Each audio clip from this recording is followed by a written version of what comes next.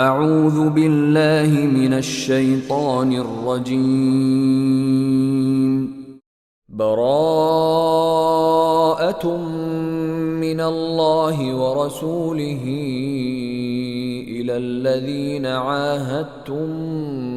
من المشركين فسيحوا في الأرض 4 أشهر واعلموا أنكم غير معجز الله وأن الله مخزي الكافرين. وأذان من الله ورسوله إلى الناس يوم الحج الأكبر أن الله بريء من المشركين ورسوله فإن تبتم فهو خير لكم وإن توليتم فاعلموا أنكم غير معجز الله وبشر الذين كفروا بعذاب أليم. إلا الذين عاهدتم من المشركين ثم لم ينقصوكم شيئا ولم يظاهروا عليكم أحدا فأتموا إليهم عهدهم إلى مدتهم إن الله يحب المتقين. فإذا انسلخ الأشهر الحرم فاقتلوا المشركين حيث وجدتموهم وخذوهم واحصروهم واقعدوا لهم كل مرصد فإن تابوا وأقاموا الصلاة وآتوا الزكاة فخلوا سبيلهم إن الله غفور رحيم. وإن أحد من المشركين استجارك فأجره حتى يسمع كلام الله ثم أبلغه مأمنه ذلك بأنهم قوم لا يعلمون. كيف يكون للمشركين عهد عند الله وعند رسوله إلا الذين عاهدتم عند المسجد الحرام فما استقاموا لكم فاستقيموا لهم إن الله يحب المتقين. كيف وإن يظهروا عليكم لا يرقبوا فيكم إلا ولا ذمة يرضونكم بأفواههم وتأبى قلوبهم وأكثرهم فاسقون. اشتروا بآيات الله ثمنا قليلا فصدوا عن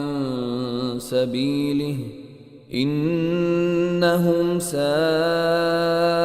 ما كانوا يعملون. لا يرقبون في مؤمن إلا ولا ذمة وأولئك هم المعتدون. فإن تابوا وأقاموا الصلاة وآتوا الزكاة فإخوانكم في الدين ونفصل الآيات لقوم يعلمون. وإن نكثوا أيمانهم من بعد بعد عهدهم وطعنوا في دينكم فقاتلوا أئمة الكفر إنهم لا أيمان لهم لعلهم ينتهون. ألا تقاتلون قوما نكثوا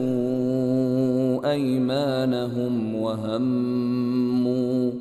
وهموا بإخراج الرسول وهم بدؤوكم أول مرة أتخشونهم فالله أحق أن تخشوه إن كنتم مؤمنين. قاتلوهم يعذبهم الله بأيديكم ويخزهم وينصركم عليهم ويشف صدور قوم مؤمنين ويذهب غيظ قلوبهم ويتوب الله على من يشاء والله عليم حكيم. أم حسبتم أن تتركوا ولما يعلم الله الذين جاهدوا منكم ولم يتخذوا من دون الله ولا رسوله ولا المؤمنين وليجة والله خبير بما تعملون. ما كان للمشركين أن يعمروا مساجد الله شاهدين على أنفسهم بالكفر أولئك حبطت أعمالهم وفي النار هم خالدون. إنما يعمر مساجد الله من آمن بالله واليوم الآخر وأقام الصلاة وآتى الزكاة ولم يخش إلا الله فعسى أولئك أن يكونوا من المهتدين. أجعلتم سقاية الحاج وعمارة المسجد الحرام كمن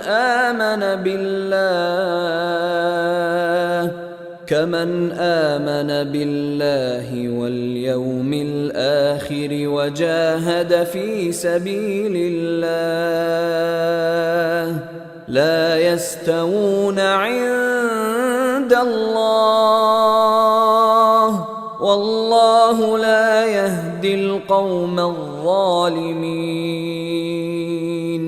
الذين آمنوا وهاجروا وجاهدوا في سبيل الله بأموالهم وأنفسهم أعظم درجة عند الله وأولئك هم الفائزون.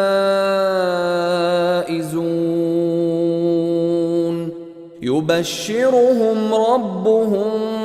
برحمة منه ورضوان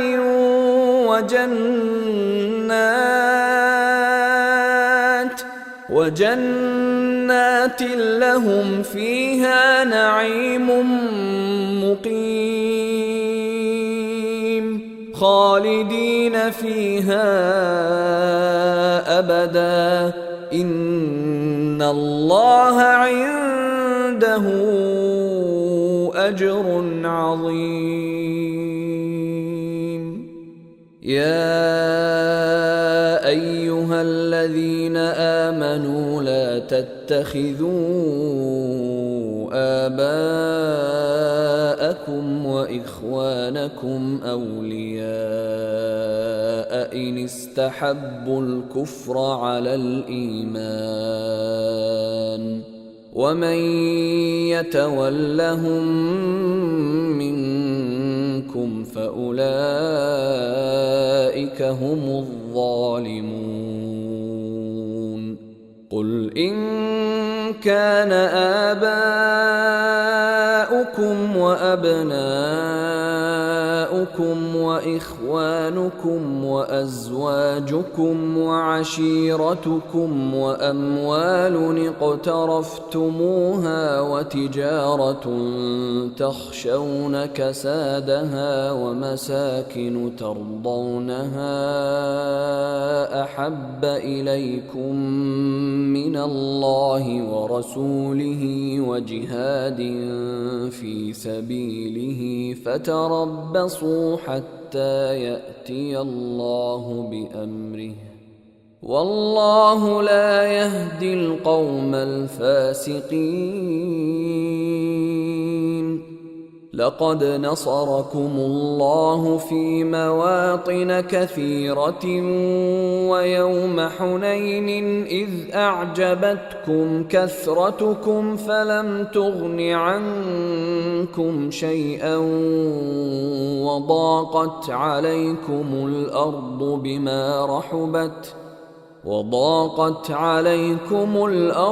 بما رحبت ثم وليتم مدبرين.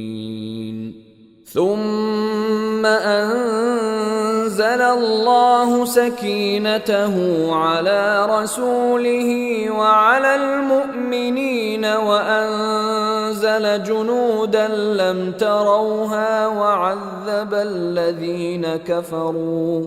وذلك جزاء الكافرين. ثم يتوب الله من بعد ذلك على من يشاء والله غفور رحيم. يا أيها الذين آمنوا إنما المشركون نجس فلا يقربوا المسجد الحرام بعد عامهم هذا وإن خفتم عيلة فسوف يغنيكم الله من فضله إن شاء إن الله عليم حكيم. قاتلوا الذين لا يؤمنون بالله ولا باليوم الآخر ولا يحرمون ما حرم الله ورسوله ولا يدينون دين الحق من الذين أوتوا الكتاب حتى يعطوا الجزية عن يد وهم صاغرون. وقالت اليهود عزير ابن الله وقالت النصارى المسيح ابن الله ذلك قولهم بأفواههم يضاهئون قول الذين كفروا من قبل قاتلهم الله أنى يؤفكون. اتخذوا أحبارهم ورهبانهم أربابا من دون الله والمسيح ابن مريم وما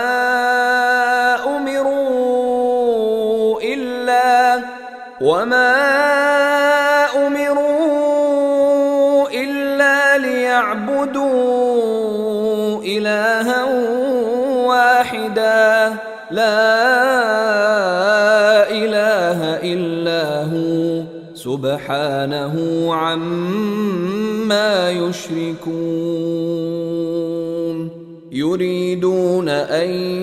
يطفئوا نور الله بأفواههم ويأبى الله إلا أن يتم نوره ولو كره الكافرون هو الذي أرسل رسوله بالهدى ودين الحق ليظهره على الدين كله ولو كره المشركون يا أيها الذين آمنوا إن كثيرا من الأحبار والرهبان ليأكلون أموال الناس بالباطل ويصدون عن سبيل الله والذين يكنزون الذهب والفضة ولا ينفقونها في سبيل الله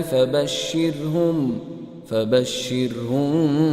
بعذاب أليم يوم يحمى عليها في نار جهنم فتكوى بها جباههم وجنوبهم وظهورهم هذا ما كنزتم لأنفسكم فذوقوا ما كنتم تكنزون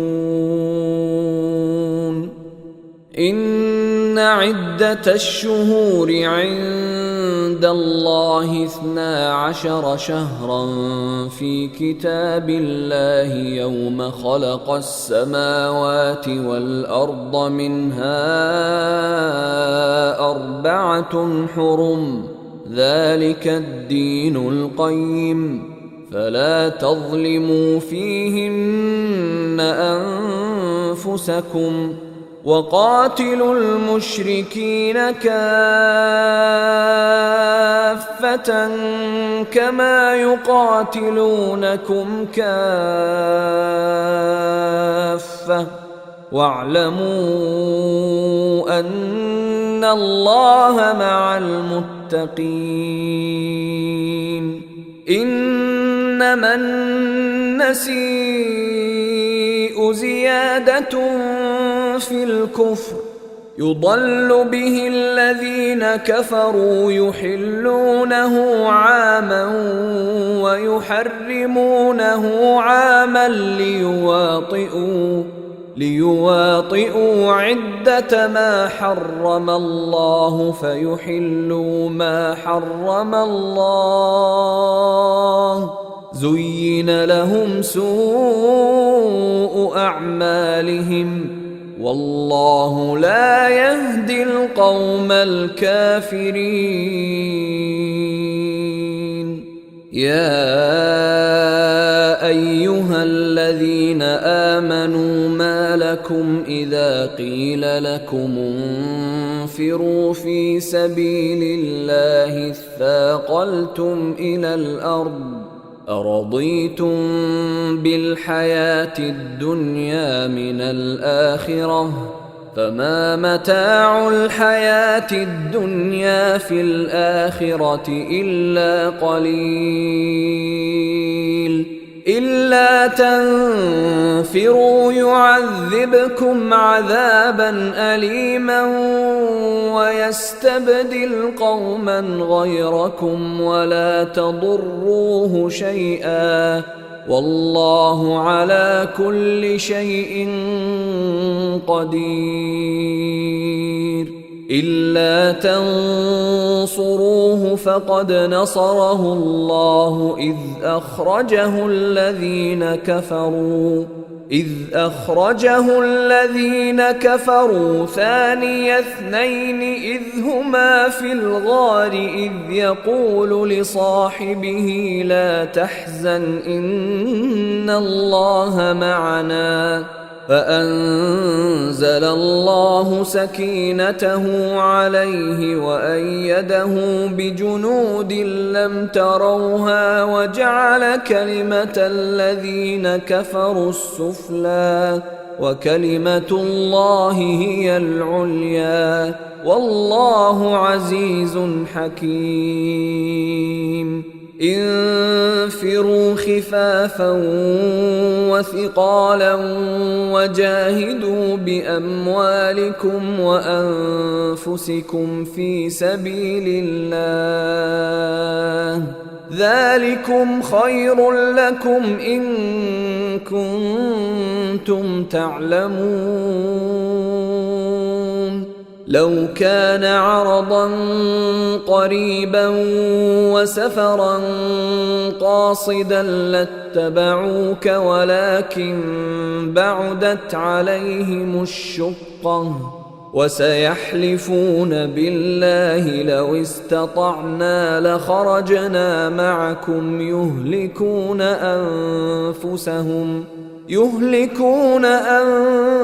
أنفسهم والله يعلم إنهم لكاذبون.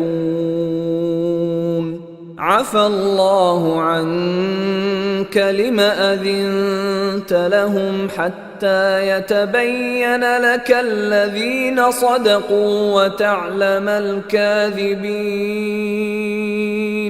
لا يستأذنك الذين يؤمنون بالله واليوم الآخر أن يجاهدوا بأموالهم وأنفسهم والله عليم بالمتقين. إنما يستأذنك الذين لا يؤمنون بالله واليوم الآخر وارتابت قلوبهم فهم في ريبهم يترددون. ولو أرادوا الخروج لأعدوا له عدة ولكن كره الله بعاثهم فثبطهم وقيل اقعدوا مع القاعدين. لو خرجوا فيكم ما زادوكم إلا خبالا ولأوضعوا خلالكم يبغونكم الفتنة وفيكم سماعون لهم والله عليم بالظالمين. لقد ابتغوا الفتنة من قبل وقلبوا لك الأمور حتى جاء الحق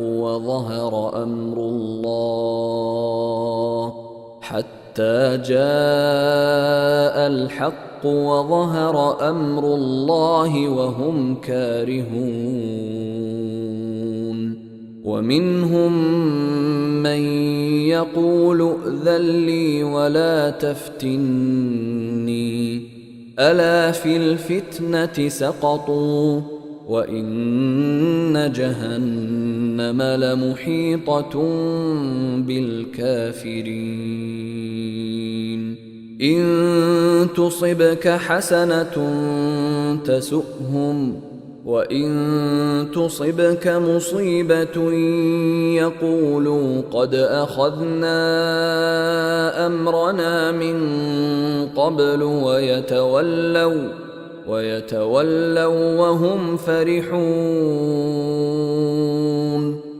قل لن يصيبنا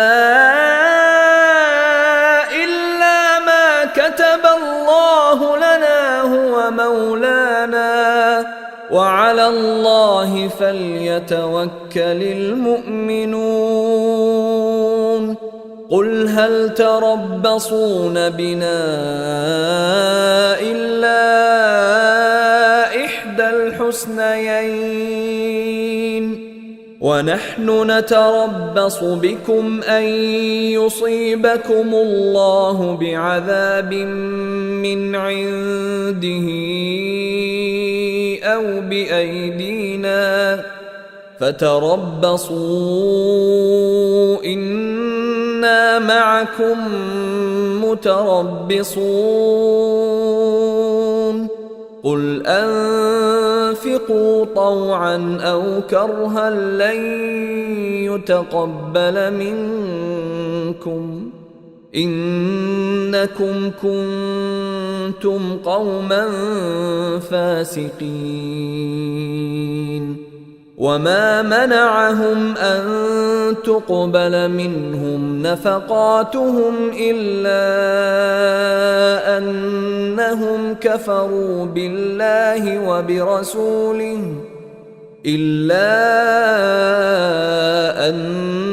أنهم كفروا بالله وبرسوله ولا يأتون الصلاة إلا وهم كسالى ولا ينفقون إلا وهم كارهون فلا تعجبك أموالهم ولا أولادهم إنما يريد الله ليعذبهم بها في الحياة الدنيا وتزهق أنفسهم وهم كافرون ويحلفون بالله إنهم لمنكم وما هم منكم ولكنهم قوم يفرقون لو يجدون ملجأ أو مغارات أو مدخلا لولوا إليه وهم يجمحون ومنهم من يلمزك في الصدقات فإن أعطوا منها رضوا وإن لم يعطوا منها إذا هم يسخطون ولو أنهم رضوا ما آتاهم الله ورسوله وقالوا حسبنا الله سيؤتينا الله من فضله ورسوله إنا إلى الله راغبون إنما الصدقات للفقراء والمساكين والعاملين عليها والمؤلفة قلوبهم وفي الرقاب والغارمين وفي سبيل الله وابن السبيل فريضة من الله والله عليم حكيم ومنهم الذين يؤذون النبي ويقولون هو أذن قل أذن خير لكم يؤمن بالله ويؤمن للمؤمنين ورحمة للذين آمنوا منكم والذين يؤذون رسول الله لهم عذاب أليم يحلفون بالله لكم ليرضوكم والله ورسوله أحق أن يرضوه إن كانوا مؤمنين ألم يعلموا أنه من يحادد الله ورسوله فأن له نار جهنم خالدا فيها ذلك الخزي العظيم يحذر المنافقون أن تنزل عليهم سورة تنبئهم بما في قلوبهم قل استهزئوا إن إن الله مخرج ما تحذرون ولئن سألتهم ليقولن إنما كنا نخوض ونلعب قل أبالله وآياته ورسوله كنتم تستهزئون لا تعتذروا قد كفرتم بعد إيمانكم إن نعف عن طائفة منكم نعذب طائفة بأنهم كانوا مجرمين المنافقون والمنافقات بعضهم من بعض يأمرون بالمنكر وينهون عن المعروف ويقبضون أيديهم نسوا الله فنسيهم إن المنافقين هم الفاسقون وعد الله المنافقين والمنافقات والكفار نار جهنم خالدين فيها هي حسبهم ولعنهم الله ولهم عذاب مقيم كالذين من قبلكم كانوا أشد منكم قوة وأكثر أموالا وأولادا فاستمتعوا بخلاقهم فاستمتعتم بخلاقكم كما استمتع الذين من قبلكم بخلاقهم وخضتم كالذي خاضوا أولئك حبطت أعمالهم في الدنيا والآخرة وأولئك هم الخاسرون ألم يأتهم نبأ الذين من قبلهم قوم نوح وعاد وثمود وقوم إبراهيم وأصحاب مدين والمؤتفكات أتتهم رسلهم بالبينات فما كان الله ليظلمهم ولكن كانوا أنفسهم يظلمون والمؤمنون والمؤمنات بعضهم أولياء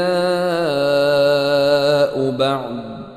يأمرون بالمعروف وينهون عن المنكر ويقيمون الصلاة ويؤتون الزكاة ويطيعون الله ورسوله أولئك سيرحمهم الله إن الله عزيز حكيم وعد الله المؤمنين والمؤمنات جنات تجري من تحتها الأنهار خالدين فيها ومساكن طيبة في جنات عدن ورضوان من الله أكبر ذلك هو الفوز العظيم يا أيها النبي جاهد الكفار والمنافقين واغلظ عليهم ومأواهم جهنم وبئس المصير يحلفون بالله ما قالوا ولقد قالوا كلمة الكفر وكفروا بعد إسلامهم وهموا بما لم ينالوا وما نقموا إلا أن أغناهم الله ورسوله من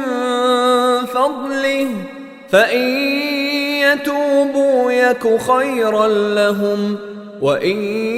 يتولوا يعذبهم الله عذابا أليما في الدنيا والآخرة وما لهم في الأرض من ولي ولا نصير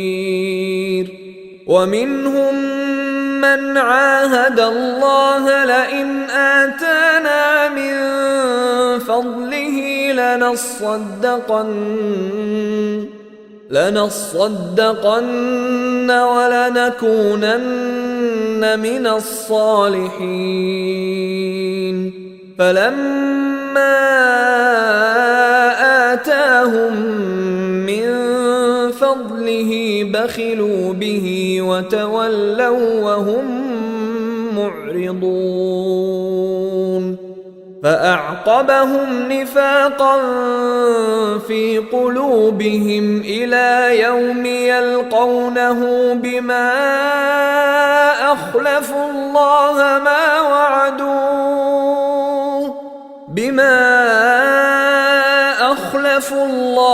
ما وعدوه وبما كانوا يكذبون ألم يعلموا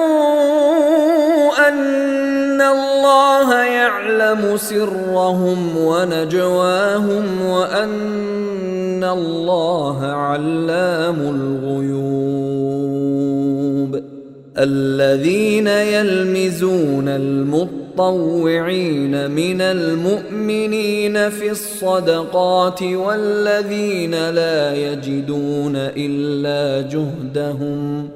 والذين لا يجدون إلا جهدهم فيسخرون منهم سخر الله منهم ولهم عذاب أليم استغفر لهم أو لا تستغفر لهم إن تستغفر لهم 70 مرة فلن يغفر الله لهم ذلك بأنهم كفروا بالله ورسوله والله لا يهدي القوم الفاسقين فرح المخلفون بمقعدهم خلاف رسول الله وكرهوا أن يجاهدوا بأموالهم وأنفسهم في سبيل الله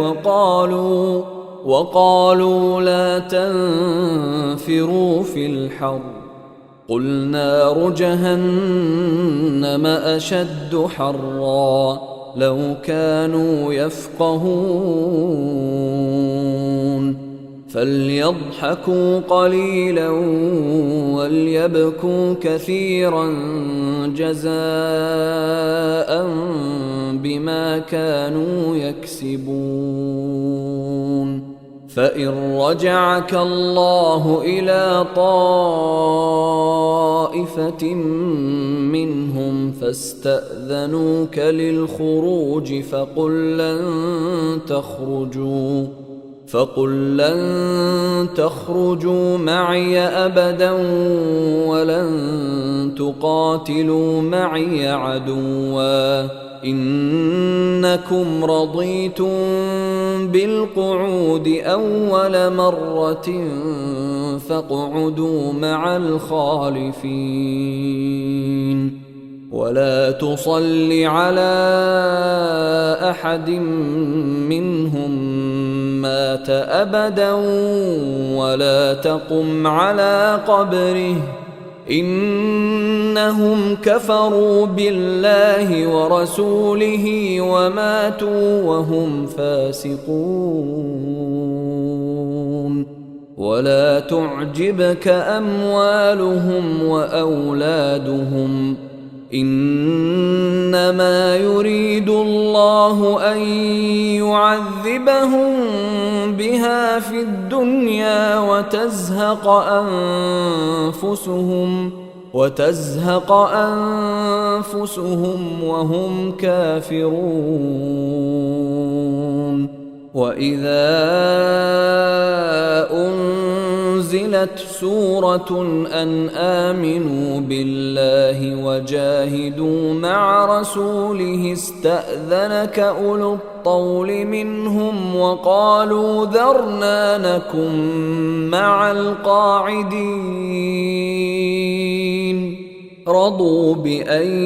يكونوا مع الخوالف وطبع على قلوبهم فهم لا يفقهون.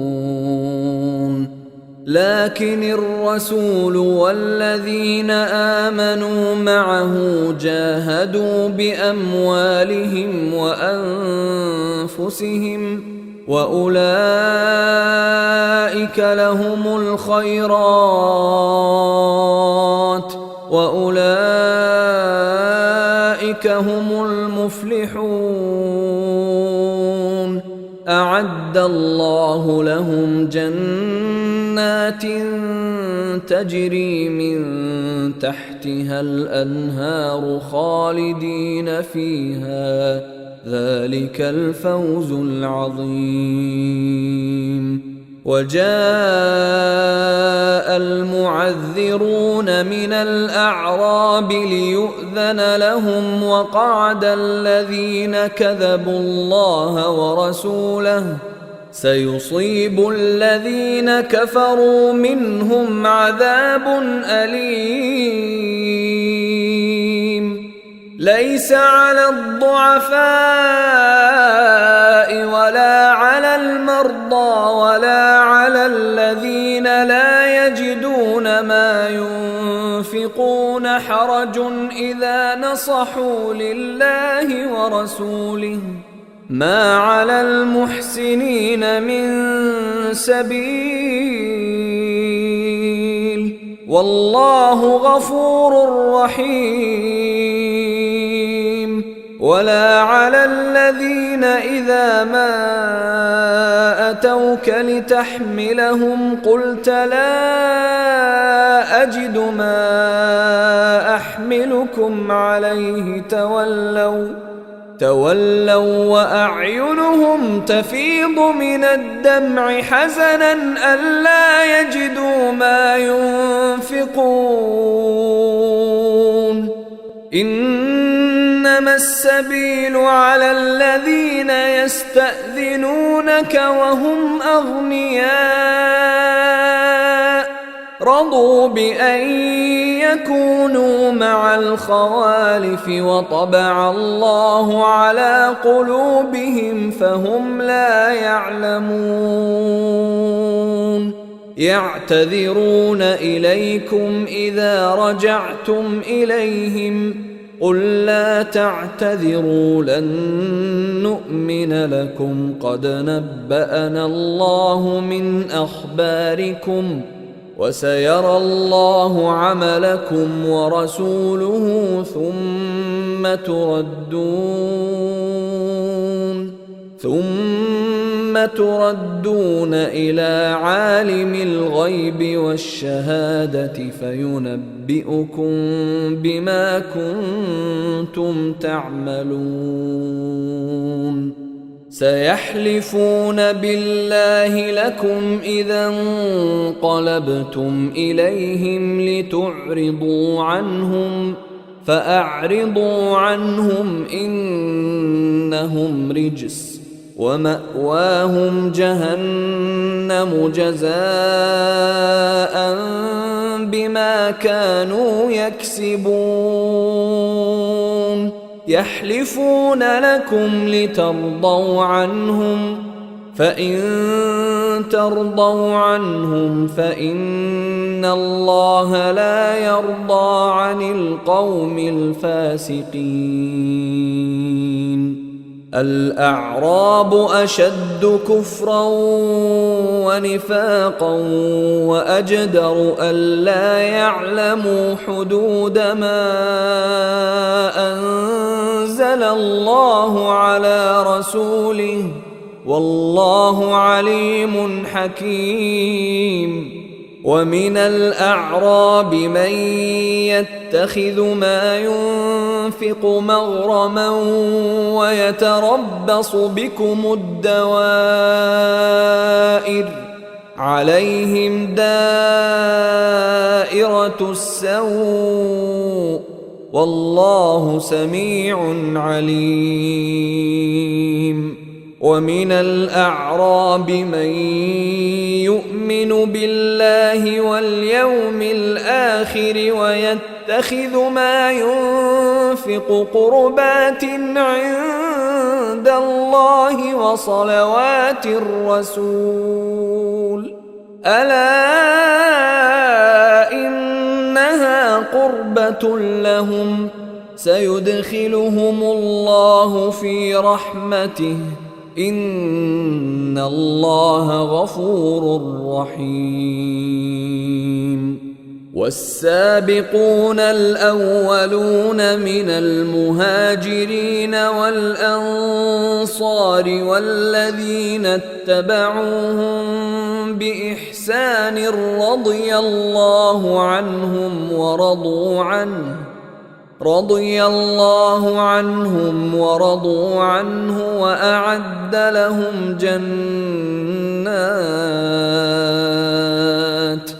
وأعد لهم جنات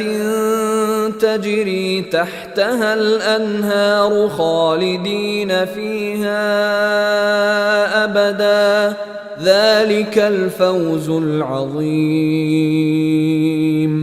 وممن حولكم من الأعراب منافقون ومن أهل المدينة مردوا على النفاق لا تعلمهم نحن نعلمهم سنعذبهم مرتين ثم يردون إلى عذاب عظيم. وآخرون اعترفوا بذنوبهم خلطوا عملا صالحا وآخر سيئا عسى الله أن يتوب عليهم إن الله غفور رحيم. خذ من أموالهم صدقة تطهرهم وتزكيهم بها وصل عليهم إن صلاتك سكن لهم والله سميع عليم. ألم يعلموا أن الله هو يقبل التوبة عن عباده ويأخذ الصدقات وأن الله هو التواب الرحيم. وقل اعملوا فسيرى الله عملكم ورسوله والمؤمنون وستردون إلى عالم الغيب والشهادة فينبئكم بما كنتم تعملون. وآخرون مرجون لأمر الله إما يعذبهم وإما يتوب عليهم والله عليم حكيم. والذين اتخذوا مسجدا ضرارا وكفرا وتفريقا بين المؤمنين وتفريقا بين المؤمنين وإرصادا لمن حارب الله ورسوله من قبل وليحلفن إن أردنا إلا الحسنى والله يشهد إنهم لكاذبون لا تقم فيه أبدا لمسجد أسس على التقوى من أول يوم أحق أن تقوم فيه رجال يحبون أن يتطهروا والله يحب المطهرين أفمن أسس بنيانه على تقوى من الله ورضوان خير أم من أسس بنيانه على شفا جرف هار فانهار به في نار جهنم والله لا يهدي القوم الظالمين لا يزال بنيانهم الذي بنوا ريبة في قلوبهم إلا أن تقطع قلوبهم والله عليم حكيم إن الله اشترى من المؤمنين أنفسهم وأموالهم بأن لهم الجنة يقاتلون في سبيل الله فيقتلون ويقتلون وعدا عليه حقا في التوراة والإنجيل والقرآن ومن أوفى بعهده من الله فاستبشروا ببيعكم الذي بايعتم به وذلك هو الفوز العظيم التائبون العابدون الحامدون السائحون الراكعون الساجدون الآمرون بالمعروف والناهون عن المنكر والحافظون لحدود الله وبشر المؤمنين ما كان للنبي والذين آمنوا أن يستغفروا للمشركين ولو كانوا أولي قربى من بعد ما تبين لهم أنهم أصحاب الجحيم وما كان استغفار إبراهيم لأبيه إلا عن موعدة وعدها إياه فلما تبين له أنه عدو لله تبرأ منه إن إبراهيم لأواه حليم وما كان الله ليضل قوما بعد إذ هداهم حتى يبين لهم ما يتقون إن الله بكل شيء عليم إن الله له ملك السماوات والأرض يحيي ويميت وما لكم من دون الله من ولي ولا نصير لقد تاب الله على النبي والمهاجرين والأنصار الذين اتبعوه في ساعة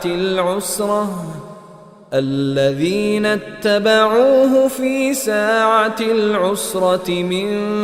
بعد ما كاد يزيغ قلوب فريق منهم ثم تاب عليهم إنه بهم رءوف رحيم. وعلى الثلاثة الذين خلفوا حتى إذا ضاقت عليهم الأرض بما رحبت وضاقت عليهم أنفسهم وظنوا أن لا ملجأ من الله إلا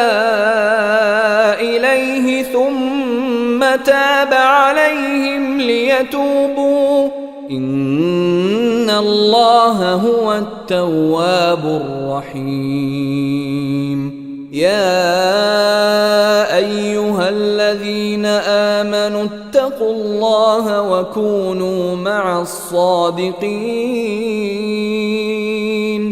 ما كان لأهل المدينة ومن حولهم من الأعراب أن يتخلفوا عن رسول الله ولا يرغبوا بأنفسهم عن نفسه، ذلك بأنهم لا يصيبهم ظمأ ولا نصب ولا مخمصة في سبيل الله ولا يطؤون موطئا يغيظ الكفار ولا ينالون من عدو نيلا إلا كتب لهم به عمل صالح إن الله لا يضيع أجر المحسنين. ولا ينفقون نفقة صغيرة ولا كبيرة ولا يقطعون واديا إلا كتب لهم ليجزيهم الله أحسن ما كانوا يعملون. وما كان المؤمنون لينفروا كافة فلولا نفر من كل فرقة منهم طائفة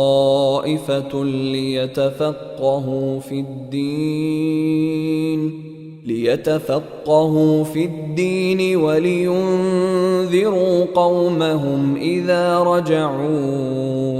إليهم لعلهم يحذرون. يا أيها الذين آمنوا قاتلوا الذين يلونكم من الكفار وليجدوا فيكم غلظة واعلموا أن الله مع المتقين. وإذا ما أنزلت سورة فمنهم من يقول أيكم زادته هذه إيمانا فأما الذين آمنوا فزادتهم إيمانا وهم يستبشرون. وأما الذين في قلوبهم مرض فزادتهم رجسا إلى رجسهم وماتوا وهم كافرون. أولا يرون أنهم يفتنون في كل عام مرة أو مرتين ثم لا يتوبون ثم لا يتوبون ولا هم يذكرون وإذا ما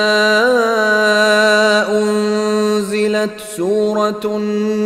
نظر بعضهم إلى بعض هل يراكم من أحد ثم انصرفوا صرف الله قلوبهم بأنهم قوم لا يفقهون لقد جاءكم رسول من أنفسكم عزيز عليه ما عنتم حريص عليكم بالمؤمنين رؤوف رحيم فإن تولوا فقل حسبي الله لا إله إلا هو عليه توكلت وهو رب العرش العظيم.